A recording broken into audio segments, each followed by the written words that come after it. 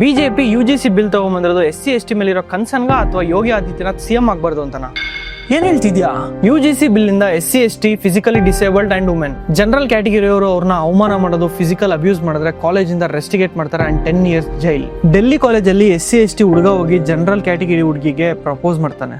ಆ ಹುಡುಗಿ ರಿಜೆಕ್ಟ್ ಮಾಡಿದ್ದಕ್ಕೆ ಆ ಹುಡುಗಿ ಮೇಲೆ ಯುಜಿಸಿ ಕೇಸ್ ಹಾಕ್ತಾನೆ. एक दलित छात्र उस लड़की से जाकर प्रपोज करता है, उस प्रपोज को वो लड़की ठुकरा देती है और ठुकराने के बाद वो दलित छात्र कहता है जो इसका परिणाम तुम्हें भुगतना होगा.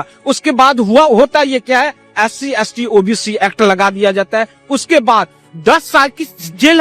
ಇನ್ನೋಸೆಂಟ್ ಮೇಲೆ ಫೇಕ್ ಕೇಸ್ ಹಾಕಿದ್ರೆ ಅವ್ನ ಲೈಫೇ ಹಾಳಾಗೋಗುತ್ತೆ. ಬಟ್ ಫೇಕ್ ಕೇಸ್ ಹಾಕಿರೋನ್ಗೆ ಯಾವುದೇ ತರ ಶಿಕ್ಷೆ ಆಗಲ್ಲ. And don't worry about UGC bill. Court stay order ಕೊಟ್ಟಿದ್ದಾರೆ. ಅದಕ್ಕೆ ಬಿಜೆಪಿ ಗೌರ್ಮೆಂಟ್ ಗೆ ಮೋದಿಗೆ ಹೇಟ್ರೇಟ್ ಜಾಸ್ತಿ ಆಗಿರೋದು. ಬಟ್ ಇದಕ್ಕೆ ಯೋಗಿ ಆದಿತ್ಯನಾಥ್ ಅವ್ರಿಗೆ ಏನ್ ಕನೆಕ್ಷನ್? UP ಅಲ್ಲಿ MLA ಎಲೆಕ್ಷನ್ಸ್ ಬರ್ತಾ ಇದೆ. ಬಿಜೆಪಿ ವೋಟರ್ಸ್ ತುಂಬಾ ಜನ ಜನರಲ್ ಕ್ಯಾಟಗರಿ ಅವರು ವೋಟ್ಸ್ ಹೋದ್ರೆ ಯೋಗಿ ಆದಿತ್ಯನಾಥ್ ಗೆಲ್ಲೋದು ಕಷ್ಟ ಆಗುತ್ತೆ. ಯೋಗಿ ಆದಿತ್ಯನಾಥ್ ಅವರು ಬಿಜೆಪಿನೇ ಅಲ್ವಾ, ಅವ್ರ ಪಾರ್ಟಿನ ಅವರೇ ಏನಕ್ಕೆ ಸೋಲ್ಸ್ಬೇಕು ಅನ್ಕೊಂತಿದ್ದಾರೆ? ಬಿಕಾಸ್ ಯೋಗಿ ಆದಿತ್ಯನಾಥ್ ಅವರು ಮತ್ತೆ CM ಆದ್ರೆ ನೆಕ್ಸ್ಟ್ PM ಆಗಕ್ಕೂ ಚಾನ್ಸಸ್ ಇದೆ.